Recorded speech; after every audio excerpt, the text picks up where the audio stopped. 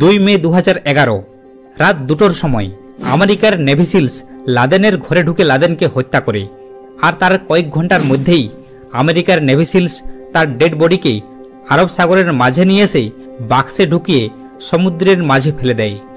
পরিবারের 52 জন সদস্যের মধ্যে 17 নম্বর ছিলেন ওসামা বিন লাদেন। তিনি একজন বড় কোটিপতি বাপের সন্তান ছিলেন। তা সত্ত্বেও আমেরিকা তার ডেড বডিকে না দিয়ে মানব সভ্যতা থেকে অনেক দূরে মাঝ সমুদ্রে একটা বাক্সে পুরে 1000 ফিট নিচে দাফন করে দেয়। এখন প্রশ্ন হলো, কেন তারা মাঝ সমুদ্রে তার লাশকে দাফন করে দেয়? আসলে এর পেছনে বেশ কিছু কারণ আছে। ওসামা বিন লাদেনের জন্ম সৌদি আরবে হয়েছিল, কিন্তু তার লাশ দাফনের জন্য সৌদি আরবে কোনো জায়গা ছিল না। ওসামা বিন লাদেন বিন ওয়াদ বিন লাদেনের ঘরে জন্ম নিয়েছিল। তিনি ছিলেন সৌদির বিখ্যাত বিজনেসম্যান। তার পপুলারিটি ছিল বিশাল এবং ভালো ভালো লোকজনের সঙ্গে তার চেনাশোনা ছিল। লাদেনের ফ্যামিলি এতটাই ধনী ছিল যে যখন সৌদির বাদশাহের রাজকোষ খালি হয়ে পড়েছিল, তখন তার ফ্যামিলি সকল সরকারি কর্মচারীদের 6 মাসের বেতন পে করেছিল। তাই বলা হয় তার বাবার সঙ্গে সৌদির সরকারের সম্পর্ক ছিল অত্যন্ত ঘনিষ্ঠ। কিন্তু এখন প্রশ্ন হলো, এত ভালো সম্পর্ক থাকা সত্ত্বেও তাকে কেন ব্যান্ড করা হয়েছিল? এর পেছনে কারণ হলো, সাদ্দাম হোসেন 1990 সালে তেলের লোভে কুয়েত আক্রমণ করে আর তার সাম্রাজ্যকে তেল সমৃদ্ধ দেশগুলোর দিকে বিস্তার করার চেষ্টা করে। কুয়েতের পর সাদ্দামের টার্গেট ছিল সৌদি আরব। সৌদি আরব তেল সমৃদ্ধ দেশ ছিল। যেহেতু সৌদি আরব তার জন্মভূমি ছিল, তাই এর মক্কা ও মদিনাকে রক্ষা করার জন্য তিনি সৌদির বাদশাহকে একটি চিঠি লেখেন আর তার সৈনিকদের সাদ্দামের বিরুদ্ধে লড়াই করার জন্য পারমিশন চায়। এখন প্রশ্ন হলো, ওসামার কাছে যোদ্ধা আসলো কী করে? ওসামা যোদ্ধা ইউনিভার্সিটি থেকে যখন পাবলিক অ্যাডমিনিস্ট্রেট নিয়ে পড়াশোনা করেছিল, সে সময় মুসলিম ব্রাদার্স নামে একটি অ্যাক্টিভ অর্গানাইজেশনের সঙ্গে তার যোগাযোগ হয়েছিল। তার মায়ের মতে এরাই ওসামার ব্রেন ওয়াশ করে এবং তাকে এক কঠোর মুসলিম বানিয়ে দেয়। ঠিক এই সময় ইউএসএসআর আফগানিস্তান আক্রমণ করে। পাকিস্তান একটি মুসলিম দেশ, তাই তার চরমপন্থা আরোগ্য হতে থাকে। সে গোপনে আফগানিস্তান যেত এবং সেখানকার মুসলিমদের সাহায্য করত এবং তার পুরাতন কানেকশনের সাহায্যে আফগানিস্তানের এক্সট্রিমস গ্রুপের সাথে কানেকশন আরও জোরালো করে। আর এইসব এক্সট্রিমসদের সঙ্গে যোগ হয়ে সৌদি আরব থেকে লোক সেখানে নিয়ে যেত। তবে এদের ট্রেনিং অন্য এক অর্গানাইজেশন করত। ওসামা কেবল টাকা যোগান দিত, কারণ ওসামার প্রচুর টাকা ছিল। আর সৌদির বাদশাহকে যখন সাদ্দামের বিরুদ্ধে লড়াইয়ের জন্য ওসামা সাহায্য চাইল, তখন সৌদির বাদশাহ বলে তাদের সাহায্য করার জন্য আমেরিকা তাদের সাথে হাত মিলিয়েছে। সৌদি আরবে ইউএস মিলিটারির আগমন লাদেনকে ক্ষুব্ধ করে। সে চায় না সৌদি আরবে কোনো মতেই পশ্চিমী দেশের প্রভাব পড়ুক। তাদের দেশে কেবল পবিত্র ইসলামের নীতির প্রভাব থাকবে। আর সেখান থেকেই ওসামা আমেরিকাকে দুশ্মনের চোখে দেখতে শুরু করে। সে আমেরিকার সঙ্গে সৌদি আরবের যে কোনো চুক্তির সমালোচনা শুরু করে দেয়। এই কারণেই সৌদি আরব তাকে নিয়ে চিন্তিত হয়ে পড়ে। লাদেন গোপনে সুদানেও একটি ট্রেনিং ক্যাম্প খোলে আর তার ডাকে সাড়া দিয়ে 4 লাখেরও বেশি জওয়ানরা সৌদি আরব ছেড়ে আফগানিস্তানের ট্রেনিং ক্যাম্পে ভর্তি হতে শুরু করে। এর জন্য সৌদি বাদশাহ তার নাগরিকত্ব বাতিল করে এবং তাকে দেশদ্রোহী আখ্যা দেয় আর তার ট্রাভেলের উপর ব্যান্ড লাগিয়ে দেয়। সে সোজা তার দেশ ত্যাগ করে আফগানিস্তানে আশ্রয় নেয়। এরপর তার জন্মভূমি সৌদি আরবে একবারও আসার চেষ্টা করেননি। এরপর আমেরিকা ওসামার ডেড বডি সৌদি আরবকে অফার করে, কিন্তু সৌদি আরব সরাসরি না বলে দেয়। সৌদির পর লাস্ট স্থান ছিল পাকিস্তান, যেখানে লাদেন তাকে আত্মগোপন করে রেখেছিল। কিন্তু আমেরিকা তাকে ডেড বডি দিতে অনিচ্ছা প্রকাশ করে। কারণ জানতে ভিডিওটি সম্পূর্ণ অবশ্যই দেখুন। পাকিস্তানিরা ওসামা বিন লাদেনকে একজন হিরো এবং সৈনিক হিসাবে ঘোষণা করতে থাকে। আর এটাই ছিল সমুদ্রে দাফন করার দ্বিতীয় রিজন। কারণ পাকিস্তানকে লাশ হ্যান্ডওভার করার অর্থ ওসামার মৃতদেহ একটি তীর্থস্থানে পরিণত হবে। আর আমেরিকার নজরে ওসামা একজন টপ জঙ্গি নেতা। তারা কখনোই চায় না ওসামার মৃতদেহ কোনো স্মৃতিচিহ্নে রূপান্তরিত হোক, কারণ তারা পূর্বে সাদ্দাম হোসেনের বডির সঙ্গে এমন ভুলটি করেছিল। 9/11 অ্যাটাকের পরে ইউএস সাদ্দামের উপর টেরোরিস্ট কেমিক্যাল অ্যান্ড বায়োলজিক্যাল অস্ত্র সাপ্লাইয়ের আরোপ লাগায়। সাদ্দাম হোসেন এই অস্ত্রের দ্বারাই তার দেশে গণহত্যা শুরু করেছিল। সাদ্দামকে গ্রেপ্তার করাই ছিল আমেরিকার মূল মিশন।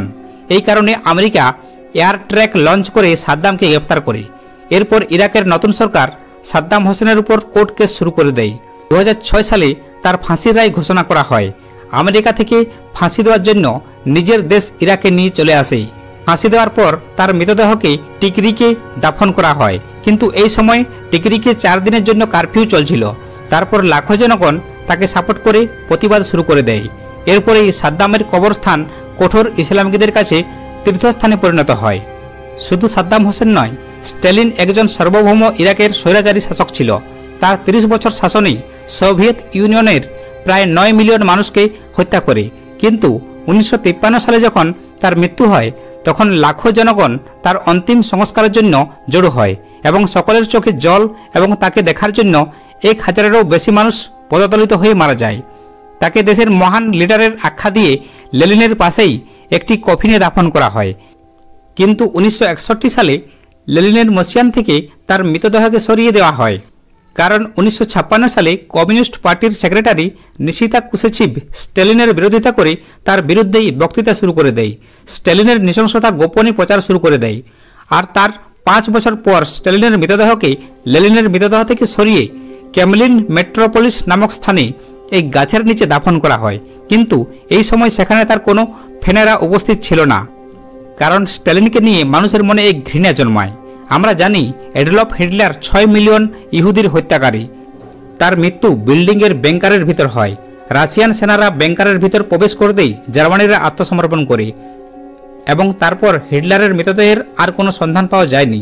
জল্পনা অনুযায়ী হিটলার তার প্রেমিকা এবার ব্রাউনকে বিয়ে করার পর ওই রাতেই আত্মহত্যা করে এবং মাটি চাপা দিয়ে দেয়। কিন্তু এই ঘটনার সত্যতা নিয়ে সংশয় রয়েছে। এই ঘটনার পর থেকেই কেউ জানে না হিটলারের বডির সাথে কি হয়েছিল, কিন্তু এক নিউজে বলা হয় বিল্ডিং আক্রমণের পর হিটলারের মৃতদেহ রাশিয়ারা গোপন করে রেখেছে।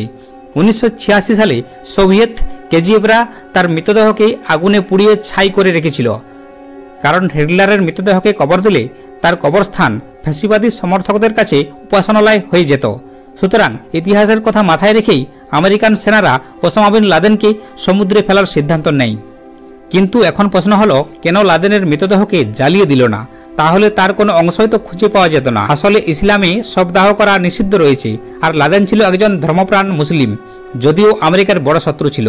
ওসামার ধর্মপ্রাণকে প্রাধান্য দিয়ে তাকে জ্বালানোর প্ল্যান ক্যান্সেল করা হয়। তাছাড়া তাকে যদি শবদাহ করা হয় তাহলে তার সাপোর্টাররা উত্তেজিত হতে পারে, উল্টে আরও প্রতিশোধ নেওয়ার পরিকল্পনা করতে পারে। এই কারণেই সমুদ্রে দাফন ছিল তাদের কাছে বেস্ট অপশন। ইসলামের বিধিনিষেধ অনুযায়ী মৃতদেহকে দাফন করার 4টি স্টেপ রয়েছে। সর্বপ্রথমে বডিকে গোসল দেওয়া, তারপর সাদা কাফনে মোড়া, তারপর নামাজ পড়া এবং তারপর দাফন করা। কিন্তু তার মাথা যেন মক্কার দিকে থাকে। কিন্তু কোনো ব্যক্তি যদি জাহাজে ভ্রমণ করার সময় মারা যায়, তাহলে যদি তাকে 24 ঘন্টার মধ্যে আনা না যায় তাহলে তাকে সমুদ্রে দাফন করা যেতে পারে, এই 4টি নিয়ম মেনে। মার্কিন সেনারা ওসামার লাশকে পাকিস্তান থেকে আফগানিস্তান নিয়ে যায় তার ডিএনএ ম্যাচ করার জন্য। এরপর সোজা ইউএস ডেকের উপর নিয়ে যাওয়া হয়। তার বডিকে আবারও একবার ভেরিফাই করা হয়। ইসলামিক বিধি অনুযায়ী তার মৃতদেহকে প্রথমে গোসল দিয়ে সাদা কাপড়ে মোড়া হয়, তারপর একটা কেবিনের ভিতর পুরে সমুদ্রের 1000 ফিট নিচে ফেলে দেওয়া হয়। আর এভাবেই ওসামার দেহ চিরজীবনের জন্য সকলের নজর থেকে দূরে চলে যায়। কিন্তু লাদেনের মৃত্যুর এতদিন পরেও একটা বিতর্ক সৃষ্টি হয়েছে। কেন আমেরিকা লাদেনের ছবি প্রকাশ করেনি? এর পিছনেই কয়েকটি যুক্তিসঙ্গত উত্তর রয়েছে। 1, লাদেনের মুখে গুলি করায় মুখ একেবারে বিকৃত হয়ে গেছে, আর বিকৃত ছবি একেবারে প্রকাশ করা অলিখিত নিষেধ ছিল। 2, এমন একটি ছবি ছাড়লে বিশ্বব্যাপী অশান্তির সৃষ্টি হতে পারে। 3, লাদেনকে খুঁজে আমেরিকার কাছে একটি বাড়তি ঝামেলা এবং ফালতু অর্থ ব্যয়। এই কারণেই আমেরিকা একটি ফলস ঘটনা সাজিয়ে ফালতু মাথাব্যথা থেকে বেরিয়ে আসে। এ বিষয়ে আপনাদের কি মন্তব্য অবশ্যই কমেন্টে জানাবেন। সুস্থ থাকুন, ভালো থাকুন।